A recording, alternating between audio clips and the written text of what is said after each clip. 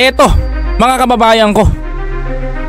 Ka Eric, urong sulong, laban o bawi, parang Willie Rebillame. Abay, matindi po ang mga binitawan ni Ka Eric kanina sa rally ng mga taga-suporta ng Kingdom of Jesus Christ. Abay, panoorin natin to, mga kababayan ko. Ang pagtitipon na ito ay hindi pag-aaklas. Ayan, naniliwanag ni Ka Eric ha. Ang pagtitipon daw na ito ay hindi pag-aaklas, mga kababayan.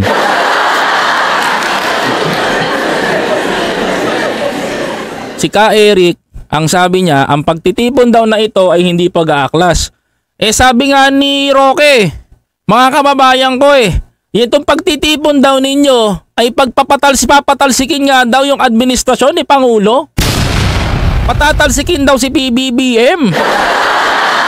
Abay, matindi po yun, mga kababayan ko, kung gano'n na nangyayari. Patatalsikin nga daw po Tapos sasabihin ni Ka Eric ngayon, hindi po pag-aaklas. Ay, magkaiba pala yung rally noong kakahapon tsaka yung rally ngayon. Abay, ayos pala ito si Ka Eric talaga. Ano, malupit to. Pakinggan natin. Ang pagtitipon na ito ay hindi pagre-rebelde. Ay, hindi daw pagre-rebelde. Hindi pa pala pagre-rebelde yung sinabi ni Rocky kahapon? Hindi pa pala pagre-rebelde yung sinabi ni Panelo kahapon? Hindi rin ba pagre-rebelde yung mga kwento ni Jay Sonsa? O, tignan natin. Tuloy. Ang pagtitipon na ito ay isang pambansang pagkamulat at isang direktang pahayag ng demokratikong saloobin ng mamamayang Pilipino. Paano demokratiko? Paano magiging demokratiko? Binabastos nyo yung gobyerno. Paano kayo magiging demokratiko? Ang pagiging demokratiko at paniniil ng karapatan nila hindi dinadaan sa pagrarally. Alam mo yung ugaling aktivista mo noon, huwag mo nandalin dito, Ka Eric. Ano ba yan? Para naman tayong bago nito Nakontempt ka lang sa Senado Bumalik na naman yung pagiging aktivista mo. Huwag ganyan, di ba? Demokratikong pagmumulat. Anong imumulat mo? Imulat na ang taong bayan na nangre-red tag ka. Tuloy. Akala nila tatahimik tayo sa pangurakot nila sa pondo ng bayan. O kala nila tatahimik ayan ka na naman sa kurakot. Yan ka na naman sa kurakot. Anong kurakot? Sige. Akala nila hindi natin pupunahin na hindi nila may paliwanag ang bilyon-bilyon na pundo na nilusay ng Latino Martes. 2 bilyon. O ayan ka ha. At least may video na naman ha. Pag pinatawag ka na naman sa Senado, tapos pati sa Kongreso, hiniring ka, hindi ka, dahil sa text message, panay-deny ka. Ay nako, wala nang credibility ito. Sinungaling sa Kongreso, sinungaling sa Senado, no, sinungaling pa rin sa taong bayan. Anak ka ng teteng Sa Senado, todo tanggi ka. Ang sabi mo, may nag-text lang sa'yo. Sino nag-text? Si ate. Tinext ka nang dahil doon, ni-news blast mo kagad. Hindi mo muna tawag nito? Hindi mo muna pinilter.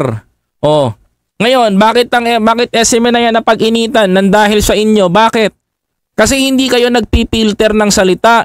Banat kayo ng banat. Alam mo, inobserbahan ko to nung sa Ancestral House kung tama ba yung sinasabi nito. Tinitignan ko siya kung tama yung mga sinasabi niya, kung tama yung mga words na binibitawan niya. Doon sa Ancestral House nila Senator Amy that time. Tinitignan ko siya. Sabi ko, bakit kaya to ganito? Bakit kaya Bakit kaya ganito yung birada nito? Bakit kaya banat ng banat to? Ba't parang biglang pro-administration na, leftist to?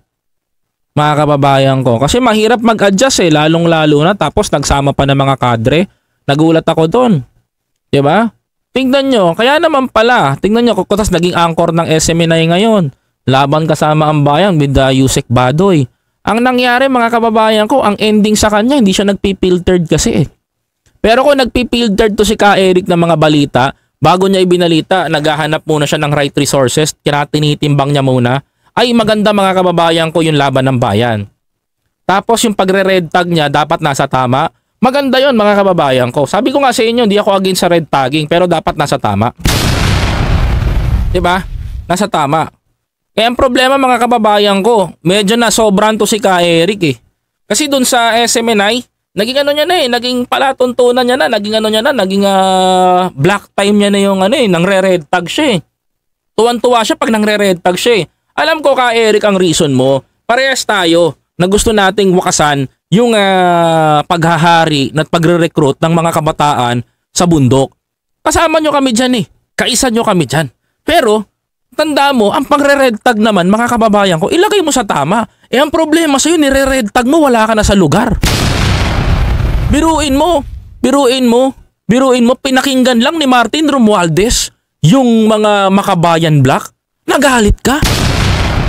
Nagwala ka. Ginurgur mo si Martin, ni-red tag mo si Martin Romualdez. Tama ba yon? Anong gusto mo? Sunod-sunuran si Martin Romualdez sa inyo? You forgot, isa ka lang anchor ng isang TV station. At congressman, house speaker, yung nire-red tag mo. Anong damage ang nagawa mo? Biruin mo, meron for example, mga kababayan ko, nag-text sa kanya on the spot habang nag-i-ere. Sabi niya ganon, 2 billion na ganito ganyan, no? Bas binanggit mo, si Congressman Martin Romualdez meron 2 billion na ginagastos sa mga trip. O maraming pag-uusapan yun, mga pag-uusapan yun. Tama ba naman yun? Hindi mo ba naman na-filter yung mga pinag-uusapan? Ano pinagkaiba kay Aaron Rojas, kay Jason Mondehar? Ano pinagkaiba mo sa mga anchor ng SMNI? So, totoo lang Ka Eric, totoo lang ako ha. Ano pinagkaiba mo doon? Kasi yung tatlo na yun nakasama ko eh. Nakita ko paano magtrabaho eh. Lalong-lalo na si Aaron Rojas. Bakit ng SMNI? Nagpipilter yun ng kanyang sasabihin. Ire-report niya, babato niya, nasa process. Bakit? Nasa Senate siya naka-assign. Ikaw, may nag-text lang sa'yo na taga-Senado, babae. Tapos, anong sabi mo? Binulgar mo kagad. Wala kang codes and ethics, talo ka pa namin? Sila, yung tatlong binanggit kong anchor, naiintindihan ko kung bakit nagwawala yun. Bakit sila naghihimutok sa government? Itong anchor na to, kung bakit naghihimutok to, nagtataka rin ako. Mga kababayan, hindi ka lang mapigilan sa pagre-red tag mo? Nagwala ka na dyan? Diba? Nagwala ka, 2 billion ginagastos ni Congressman Martin. O ngayon, nung pinatawag ka, nung pinatawag ka sa Senado, tinanong ka ng mga mambabatas, tinanong ka sa Congress. Mga kababayan ko, tinanong ka, ano tong sinasabi mo dito? Ka Eric, ito ba yung ganito? Tinanong siya sa Congress eh. Di ba mga kababayan ko, tinanong siya, ginisa siya sa Congress. Na cite in contempt pa to. Di ba? Tinanong ka nila doon, ano tong mga ginagawa mo? Totoo ba ito? Totoo ba yung ganyan? Paano mo nasabi? Ayaw mo pa umamin. Di ba? Kung hindi ka pa i-contempt, hindi ka pa kukulong sa Kongreso, hindi mo pa sasabihin kinabukasan. Hindi mo tapos sasabihin mo mag-hunger strike kayo, hindi mo pa sasabihin na may nag-text lang sa iyo. 'Di ba? At hindi mo binerify. Ngayon tinatanong ka sino yung nag-text, ayaw mong pangalanan dahil sa Senadong babae. Alam namin kung sino yung nag-text. Pero for our eyes only na lang. Pero I know for sure. Alam ng taong bayan 'yon. Sino bang babae may galit kay Pangulo? Kay Martin, di ba?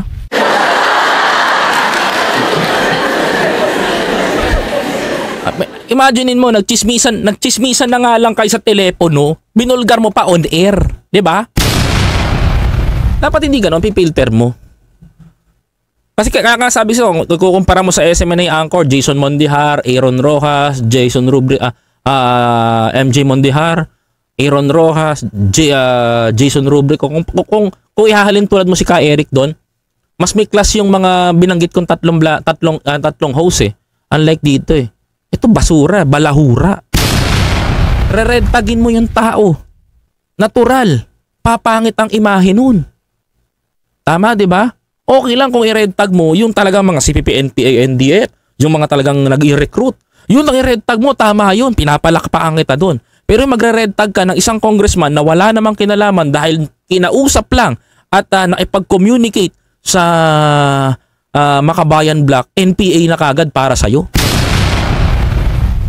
Si Martin Romualdez, ganyan. Ibang usapan yan, di ba? Both of you are trying to control. Both of you, the host ng Laban Kasamang Bayan, are trying to control the mindset of the Filipino people. Suddenly, hindi hahayaan ng gobyerno yan. Di ba? Ultimo, yung mga walang kamalay-malay, nire-red tag nyo. Hindi po tamang mga red tag kayo ng taong inosente. Tandaan nyo, one thing na dapat ninyong malaman, mga kababayan ko, na katulad niyang kayo ni-red tag, kayo binanatan, kayo sinabihan ng ganito, nakasapi kayo niyan. Ang tingin ng buong taong bayan ay kayo ay terorista na. Yan ang nangyayari. Tapos may lakas ng loob pa kayong mga red tag ng tao? Mali yun. Ibang laban yun. Kaya be careful, mga kababayan ko. Hindi basta-basta yon. Tuloy. Disyembre, ang travel expenses na hindi nila binuksan ang libro sa mamamayan. Sigurado ako na... Ngayon, sigurado ka na ha. Ulitin natin, sigurado na daw siya. Ang libro sa mamamayan. Sigurado ako na ang isa sa pinakadahilan kung bakit ibinoto natin at ng mamamayang Pilipinong milyon-milyon si Bongbong Marcos para maging Pangulo kahit ano daw? pa na siya'y tinatawag na anak ng diktador. Bakit? Ano na naman kinalaman ni Pangulong Bongbong Marcos sa pangre-red tag mo? Binabanatan mo ng binabanatan. Ano naman kung anak siya ng pinagbibintangan na diktador? Anong meron? Unahan na kita, ang kasalanan ba ng ama ay siyang magiging kasalanan ng anak? At kung may kasalanan nga ba talaga ang ama ay siyang magiging kasalanan din ba ng anak? Abay, yung kasalanan pala ng tatay mo ay kasalanan mo rin. Abay, matindi ka. Malupit to. Wow. Diba? Tuloy. Sapagkat naniwala ang sambayan ng Pilipino na ipagpapatuloy niya ng totoo, seryoso at sincero ang mabuti at matino na mamamahala noong nakaraang administrasyon. Ay hindi pagpapatuloy ni Pangulong Bongbong Marcos yung ginagawa ng mabuting sinasabi mo. Bakit, mga kababayan ko? Anong gagawin ni Pangulong Bongbong Marcos? Bibigyan niya rin ba si Sandro Marcos ng 51 billion? Ha? Mag-isip na kayo, mga kababayan ko. Ito si Ka Eric, medyo epic fail. We never forget and we remember the issue of the 51 billion pesos na merong kinulimbat ang First District ng Davao. Tapos mga kababayan ko, sasabihin nyo sa amin yan? Ipagpapatuloy? Ba't ipagpapatuloy ni Pangulong Bongbong Marcos yun? That until now, they cannot prove kung saan napunta. Ano gagawin niya rin sa anak na si Sandro Marcos? Hahayaan niya rin na kumuha ng 51 billion? Ganun ba yun? Ay hindi gagawin ng Marcos administration yun. Because sabi mo nga, ang kasalanan ng ama, hindi kasalanan ng anak. Wala naman tinuro si Pangulong Ferdinand Marcos kay Pangulong Bongbong Marcos na maging kurap. Ano ngayon? Ano bang meron noon? Ano bang meron noon na ipagpapatuloy dapat ni PBBM? Ipagpapatuloy ba ni PBBM dapat yung mga nangyaring EJK sa war on drugs ni Pangulong Duterte? Kailangan ba tutularan ni Bongbong Marcos na maraming na naman mga tao na matutulog sa sementeryo? Baka akala ni Duterte napataas niya ang GDP, maraming nagkatrabaho sa sementeryo. O bakit? Maraming gawa na nicho. Di ba? Baka akala ni Ka Eric ganun, na ipagpapatuloy ni PBBM yung mga nasimula ni PRRD laban sa mga gustong-gusto ng mga tao. There is a survey ng isang vlogger sa Esplanade. Esplanade o Esplande. Whatsoever. Mga kababayan ko. At sabi doon, pamangkin daw siya ni Duterte. Mas gusto daw nila na tinitegi yung mga drug addict. Mas gusto daw nila yon. Mabawasan daw sa Pilipinas. Tsuhin niya daw si Duterte. Ang tanong ko dito, mga kababayan ko, sa tingin po ba nito, Sa panahon ba ni Duterte, for example, kung ipagpapatuloy ni Pangulong Bongbong Marcos yun, according to Ka-Eric kung ipagpapatuloy po man ni Pangulong Bongbong Marcos yan, kakatayin niya rin ba yung mga ititegi rin ba ni President Bongbong Marcos yung mga small user? Ay hindi. Oh, what's the achievements of President Bongbong Marcos against war on drugs? Mga kababayan ko, ano dinali ni Presidente? Yung mga nasa baba ba? Hindi, yung mga nasa ulo, mga kababayan. Sample, na nadali ng ni Pangulong Bongbong Marcos. Yung tonetoneladang Jabu sa Maynila, naaalala ninyo? Yung nagpanggap na lending corporation, tapos may mga pulis na sangkot.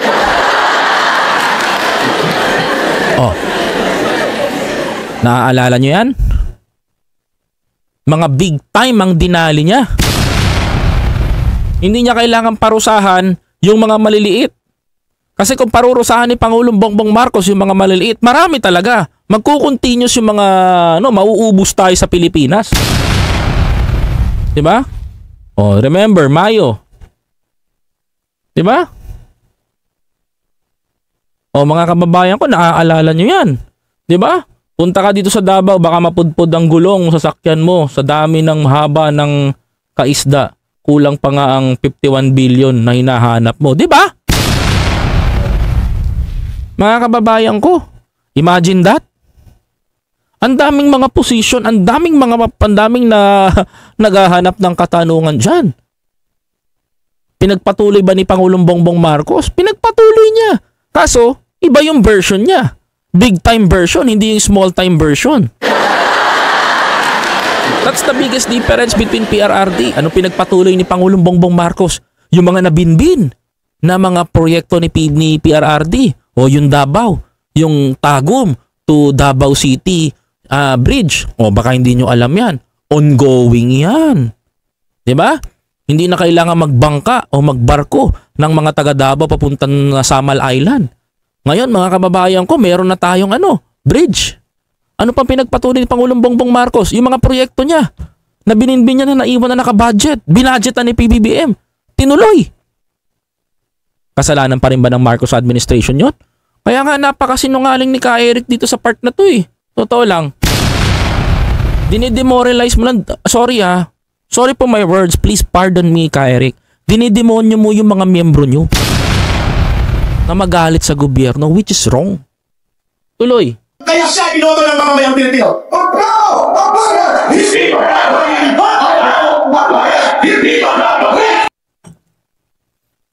Hindi naman talaga pagagapi ang taong bayan. Kayo lang ba ang taong bayan sa Pilipinas? Hindi, let me correct mga kababayan ko. Kasi nang sumisigaw sila, ang tao ang bayan, hindi pagagapi. Bakit kayo lang ba ang taong bayan sa Pilipinas? Tuloy.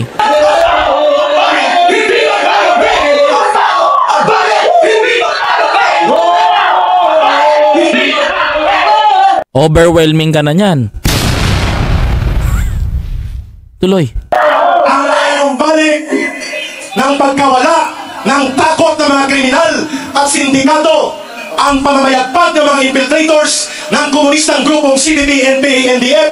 O bakit? Di ba CPP, NPA protektor ng droga?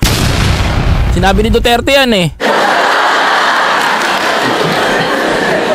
Ang paggamit sa poder at instrumento ng gobyerno para manalasa sa karapatang individual at mga batayang karapatang konstitusyonal ng mamamayan kagaya ng pagpapahiya at pagturog sa pagkatao ni Pastor Kibuloy. Ala, ano yun? Ang labo naman nun. Gobyerno lang pinag-uusapan natin dito, hindi yung kaso ni Kibuloy. Uy, baka ano ba to? Asan ba utak nito? 2016, 2018 may kaso na si Kibuloy sa FBI. Pinasukan si Kibuloy ng FBI. Matagal ng kaso yan, hindi ngayon lang kaso to. Ngayon lang hinahalukay, tapos ngayon lang siya hinahabol ng Estados Unidos. Anong paggagamit ng resources? Matagal lang hinahanap yan si Kibuloy. Ngayon lang siya nadidikdik talaga, mga kababayan. Anak ka ng titing, sisisi mo na naman sa Marcos administration ngayon. Eh kahit sino man presidenteng umupo dito, papakiusapan din ng FBI tong Kongreso, Senado natin, nahalukayin talaga to. Kaya nga ayaw ni Duterte sa Amerika eh. Napansin nyo? Ayaw ni Duterte sa Amerika, gusto niya sa China. Tuloy. At paglapastangan sa SMNI ay palatandaan na may sakit ang uri ng pamumunuan ng gobyerno ito. Parang ikaw atay may sakit niyan ka, Eric. Ewan ko, sakit mo na ata magsinungaling eh. Para ka si Glenn Chong. Si Glenn Chong, ang sakit ni Glenn Chong, Smartmatic. Ganun ang bukang-bunga nga eh. Sakit pa yun eh. Paulit-ulit na Smartmatic ang pinag-uusapan. Behavior problem yun. Ito naman puro red tag, MPA. Kaya delikado lumabas sa television to. Kita mo, kawawa tuloy mga kaibigan naming anchor. Kayo lang, alam mo sa totoo lang ha, sa totoo lang. Walang problema sa SMNI anchors eh. Mga kababayan ko, walang problema eh. Dahil lang talaga dito mga kababayan. Simula nun ng red tag doon na ng red tag, ang nangyari mga kababayan ko, ayun, sumablay. Sumablay ang SMNI. Alam mo, pinagkakatiwalaan namin ng SMNI pagdating kala Jason Rubrico, kala MJ Mondehar, kala Aaron Rojas, pag nagbabalita yung mga yan, promise, alam nyo kung paano namin sinuportahan ng SMNI. I have no doubt sa mga kaibigan natin na yan. Pero dito sa anchor ninyo na to, sa totoo lang, dito kayo nasira eh. Kung hindi ng red tag to at hindi ng red tag to, hindi uminit yung usapan tungkol ni Pastor Quiboloy at ni Pangulong Duterte, tandaan ninyo mga kababayan ko, wala sanang hahalukay sa problema nila. Di ba mga kababayan ko? Correct me if I'm wrong. Ito ang starter ng gulo mga kababayan ko. Kung bakit si Pastor Quiboloy naiipit ng ganyan at pati si Pangulong Duterte. Kanino nag-umpisa ang away? Sa pangre-red tag nito mga kababayan ko, itong starter ng gulo ng kamera. Kaya nung binakbakan ng kamera, syempre, re-rebat yung magkaibigan, ipagtatanggol ang ahensya nila, yung kanilang TV station, nagsalita si Duterte, pati na rin si Pastor Quiboloy. Ang ending, itong kamera, hinalukay sila. Pag halukay sa kanila, may nakitang butas, ayun, sabog. Pero kung ito, hindi nag-red tag, hindi niya ni-red tag si Congressman Martin Romualdez, hindi babawian to ng mga congressman. Kaya siya tinamaan kasi kung hindi niya mapapatahimik to. Kung hindi niya mapapatahimik to, patatahimikin namin yan. Patatahimikin namin yan, television nyo. Ngayon mga kababayan ko, tama ako, di ba? Ngayon, napuan yung punto ko. Hello, Tita Lily Ragasa. Nakuha niyo yung point of view ko? Sino ang starter ng gulo ng SMNI? Ito. Si Badoy ba? Hindi. Pinatulan siya ng Kongreso because dahil doon sa 2 billion expenses na sinasabi niya. Hindi ka ba naman sa kalahating Alam mo ikaw ang pinagmulan ng gulo. Until now, ikaw pa rin ang starter ng gulo. Kung hindi ito nag-starter, walang hahalukay kay Quiboloy. Walang hahalukay kay sa mga issue nila. Walang hahalukayin na kaso niya sa Amerika. Hindi mangungulit ang FBI. Mga kababayan ko, hindi magkakawatak-watak ang samahan ng mga Duterte. Kung hindi ka nang himasok ng ganyan. Ayos na si Sara at si Martin Umeepal ka pa nasa pag-epal mo, dahil kaalyado mo si Digong, pinagtanggol ka. Ano nangyari dun sa matanda? Muntik-muntikan na rin sa ICC, di ba? Sabi ko sa inyo, ang gobyerno, hindi nyo mapapataob yan. Tandaan nyo to, kahit magpapalit-palit pa tayo ng presidente, meron pa rin gobyerno. Hindi nawawala yan, mga kababayan. Kahit mawala man si Pangulong Marcos dyan, may gobyerno pa rin yan. Di ba? Sino ba to? Dating rebelde, nagbalik gobyerno, nilabanan ulit ang gobyerno. Pasensya ka na Erika. Ilang beses na tayo nagmi-meet sa Nika Pero totoo lang ako sa sinasabi ko. Alam mo, naaawa ako sa mga kaibigan namin sa SMNI.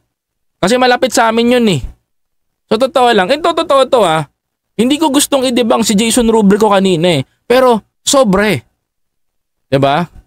Kaibigan natin yan. Nakakasama namin yan. Parehas kami ng hawak niyang gimbal. Anak ka ng teteng ang pinagmulan ng away dahil lang dito. Buong SMNI nga na ano ngayon? Alanganin. Diba? Kita nyo, ang SMNI noon, nagsasabi ng katotohanan, lumalaban ng katotohanan, lumalaban para sa bayan. Simula nung nagkaroon ng away, naghanap ng butas ng mga Marcos na dinedebunk namin noon na pinasisinungalingan namin. Ang ending kami magkakalaban. Nang dahil sa ano? Sa pangre-red tag nito. O ano nangyari? May nakinabang ba? Mga kababayan ko? Ano ngayon?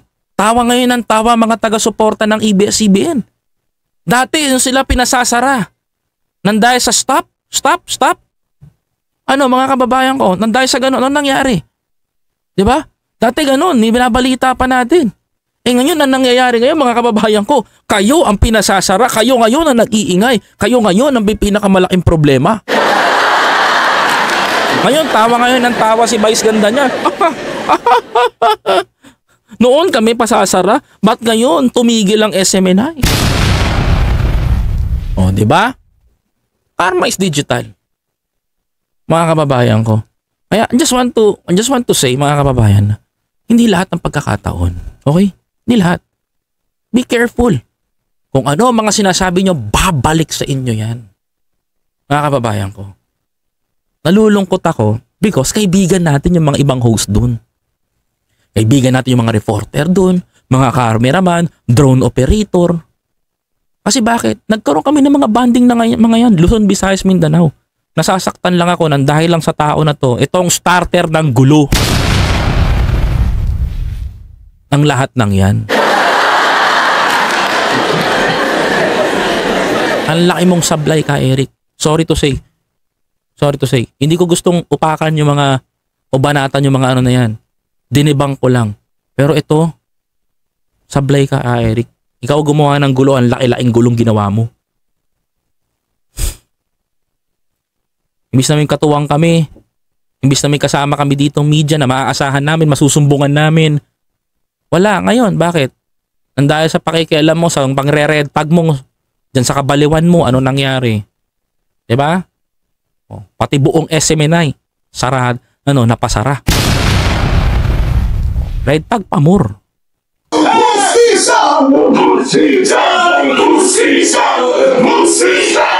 Amon, daming tao. Hindi ka ba naawa sa mga yan ka, Eric? Binubulag mo ng ganyan?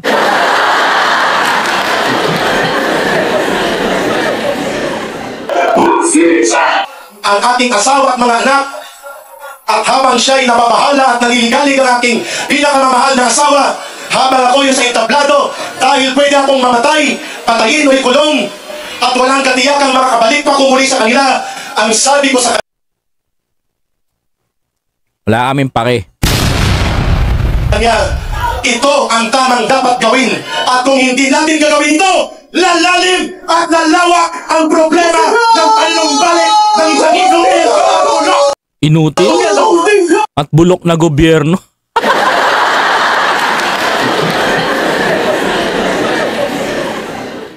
Yung boss mo ayaw sa People's Initiative, ayaw sa charter change. Bulok na nga tong gobyerno natin eh. 'Di ba?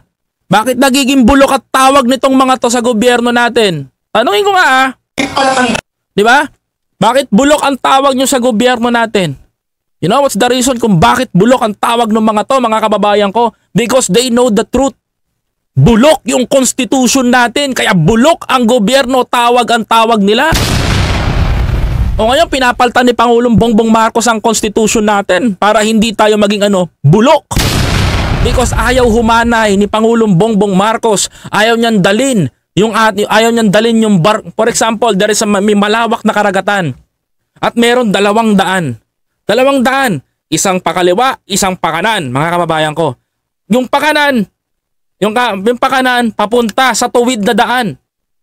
Yung pakaliwa, mga kababayan ko, papunta sa maayos na papatutunguhan. Sigsag man, pero paangat tayo. Yung tuwid na daan, diretso lang, pero walang paangat. Yung sigsag na daan, malabitukan ng manok ng Bicol. Paangat. Mga kababayan.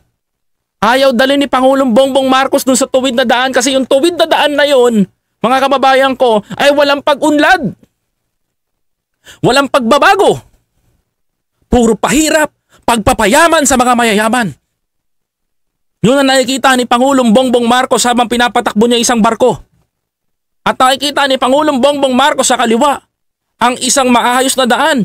Ngunit matarik man, pero may pag-unlad. At nakikitang may progreso ang Pilipino.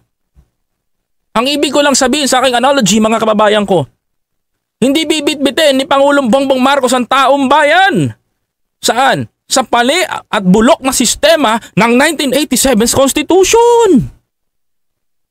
Kaya malalakas magsalita tong sila ka Eric ngayon na magsabi ngayon na bulok ang sistema ng Pilipinas, bulok ang ganito. Alam nyo ang katotohanan na bulok talaga ang sistema dahil bulok din ang Constitution natin. Biruin nyo, economical provision, pahirap pa sa taong bayan, paano tayo uunlad? Eh di bulok! Oh, tama ba ako? O bigyan ko pa kayo ng ideya. Mga kababayan ko, bakit nagrarally yung mga aktivista? Yung mga akbayan, makabayan, arakbayan, nakpawis, kabataan party list, bakit nagrarally ang mga yan? Sinasabihan nilang bulok ang sistema ng Pilipinas. Because of the 1987's Constitution, nagawa rin ng mga dilawan na dati nilang kaalyado na gusto na rin nilang palitan at kumawala sa sistemang bulok. Kaya nakikipag-alyado ang mga makabayan kay Congressman Martin Romualdez. At dumidikit sila doon ngayon dahil gusto nila yung gustong mangyari ni Congressman Martin Romualdez na pumapabor sa kanilang ideolohiya na palitan ng 1987's Constitution. Tapos na ako, ka Eric. Ikaw, anong sasabihin mo? Na nanunumbalik na muli ang isang gobyerno na walang pakialam sa kabutihan ng mamamayan. Kwento mo sa pagong. Nanunumbalik na daw ang gobyerno na wala daw pakialam sa mga mamamayan. For example, this is true? Totoo ba ito, mga kababayan ko? Totoo ba ito? Nanunumbalik daw po ang gobyerno na wala daw pong pakialam. Totoo ba ito o may pawang kasinungalingan? Ang sagot, mga kababayan ko, ito. Senior citizen, 2.9 billion. Billion. Ayan, 2.9 billion sa mga senior citizen na pondo. Walang pakialam si Pangulong Bongbong Marcos, no? Kaya naipasa natin. Senior citizen, centenarian bill. Pag umabot ang mga lola at nanay natin at kayo ay umabot ang mga lola natin sa 100 years old ay makakatanggap sila ng ng 100,000. Pero ginawa ni Pangulong Bongbong Marcos, pinaaga niya. Pinaaga niya. Walang pakialam si Pangulong Bongbong Marcos, no? Example lang to. Walang pakialam si PBBM. Bakit? Eh wala siyang pakialam pag dati 100 lang nakakakuha ng 100,000. Eh ngayon, yung 80 years old, meron ka ng 8,000 pesos.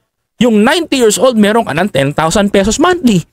Yung 100 years old, meron ka ng 100,000. O idagdag pa natin yung nagagawa ngayon ni Attorney Larry Gadon. Mga kababayan ko, yung Nutriban sa mga eskwelahan, bukas na sa Friday nasa Malabong Kape. Idagdag na natin yon. Mga kababayan ko, hindi umuunlad ang Pilipinas, di ba? Bakit nung panahon ni PRRD? O di ba, todo puri ka kay PRRD. O bakit nung panahon ni PRRD, bagsak ang GDP natin? Mataas din ang bilihin. Di ba? Mataas din ang bilihin. Nung panahon ni PRRD, tumaas din ang unemployment rate, wala pang pandemic. O nung naupo si Marcos Jr., tumaas ang employment rate natin. Tumaas din ang GDP natin. Fastest economic country tayo. Naungusan pa natin ng China sa Asia. O ano to? Walang pakialam si PBBM. Eric, pangkali ka lang.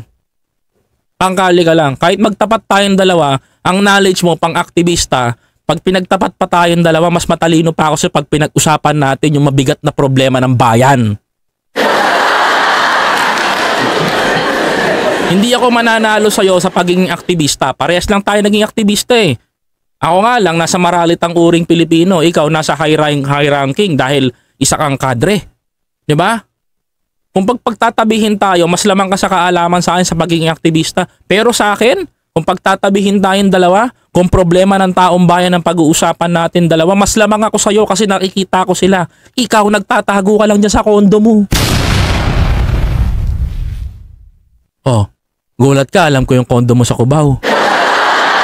O sabi mo, nire-red tag kita ha. Napit ka lang sa PCT7 kaya alam ko. Isa ka sa VIP doon. Oh, tama ako. Correct me if I'm wrong, mga kababayan ko. Yan ang pagkakaiba namin. Kaya ako sinusuportahan ng Marcos administration because I see the vision of President Bongbong Marcos during the campaign and his dream for the Filipino people is makagaan. I remember the words from President Bongbong Marcos sa interview ni TP. Tinanong siya ni TP. Sabi ni TP, mga kababayan ko, kay President Marcos, one last question. Bongbong Marcos. Sabi niya yung tiping thinking Pinoy. Sabi niya ganon. Bakit ka pa tatakbo? May pera ka na, mayaman ka na. Nasa iyo na lahat. Ang sagot ni Pangulong Bongbong Marcos sa mga kababayan ko, hindi ko makakalimutan to. The words the president said, hindi ko matiis yung mga kabataan eh. Marami nagugutom. Ako? Hindi ako magugutom. May pera kami, mayaman kami. Kahit na anong mano. Hindi niya matiis yung taong bayan na nasasadlak sa hirap. Bakit? Hindi kasi yan yung pinangako na pinangarap ng tatay niya para sa Pilipino. So kung tinutupad man ni PBBM ngayon yan at pinaghihirapan niya yan, tandaan nyo, inaayos niya lang ang Pilipinas. Ka-Eric, kayo na po ang nanggugulo dito. Hindi ko kayo nire-red tag, Ka-Eric. Pero sa totoo lang, kayo na po ang nanggugulo dito talaga. Magulo kayo. Starter na kayo ng gulo. Diba? Diba mga kababayan ko? Grabe. Grabe sila sobra. Sumisirit ang presyo ng mga bilihin, matindi ang krisis sa ekonomiya at kabuhayan, samantalang hindi mo mararamdaman ang totoong pagkalinga at pangangalaga ng Pangulo ng Bansa na ikot ng ikot kung saan-saan, samantalang nandito ang totoong problema ng taong bayan. Paano mo nasabing hindi nararamdaman ni Pangulong Bongbong Marcos ang totoong hirap ng taong bayan? Halos lahat ng sinabi mo, Ka-Eric, sinulusunan na. Bakit? Kailan ba naging problema ng taong bayan na hindi humaharap si Quiboloy sa Senado? Paano mo masasabi na dito ang problema ng taong bayan? Ano mo problema nyo dyan? Papaalala ko lang ha. Yung sinasabi mo na problema nyo, totoong problema ng bayan ay nandito, dyan sa rally nyo, nagsisinungaling ka na naman. Bakit? Kailan ba naging economy problem ang hindi pagharap ng isang pastor na inaakusahan sa Senado? Oh, it's very clear. Diba mga kababayan ko? Ang sabi niya maliwanag eh. Ang totoong laban at problema ng bayan ay nandito. Ano ba yung pinaglalaban nyo dyan? Diba si Quiboloy? Hindi naman yung problema ng bayan? Ay nako. Diba? Brainwash? O kayo nang bahalang humusga, at least napakinggan nyo, diba? Hindi kahit kailan hindi magiging problema ng taong bayan ang pagharap at hindi pagharap ni Pastor Quiboloy sa Senado. Tandaan mo, nagrarally kayo dyan dahil si Pastor ay di umano sa palagay ninyo'y ginigipit. Hindi problema ng taong bayan yun. Mga kapatid, makakapagbigay ba si Quiboloy makakapagbigay ba si Quiboloy ng pagtrabaho mga Pilipino? Diba? Sa SMNI nga lang, honorarium lang ang sahod. National issue ba si Quiboloy? Ala Ka-Eric, nabuang ka na rin pare-parehas na kayo ni Maharlika. Shucks ako dun ha. Pero in fairness Ka-Eric, ang ganda ng delivery mo ha. Best actor kung papala rin. Biruin mo, nagwawala ka dyan. National issue na pala ang pagpapakulong kay Quiboloy. Kung yung Amerika nga hindi nga pinoblema si Quiboloy na mahabang panahon, ikaw pinoproblema mo ngayon? Bakit? Takot kang mawalan ng kuryente sa kondo? Hindi Ka-Eric kahit mapanood mo to. I just want to remind Ka-Eric, dinibunk lang kita dito kasi may mali ka sa sinasabi mo. Kung may mali ako, i-debunk mo rin ako. Alam mo, telepono ko. Alam ko meron akong number sa'yo. Diba? Kay Eric, natatawa na lang ako. Sorry ah. Kayo nang bahalang humusga mga kababayan ko.